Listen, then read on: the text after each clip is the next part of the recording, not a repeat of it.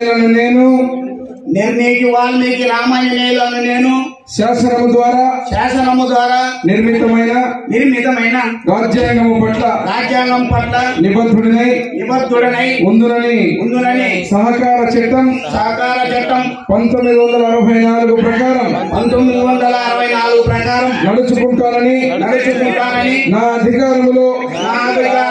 బంధు ప్రీతి గాని రాగద్వేషాలు గాని ఈర్ష్య అసూయ గాని చూపనని రైతులకు సేవలు అందిస్తానని సొసైటీ అభివృద్ధికి నా అంతఃకరణ శుద్ధితో పాటుపడతానని నేను గోనెగండ్ల సొసైటీ చైర్మన్ గా దైవ సాక్షిగా ప్రమాణం చేస్తున్నాను.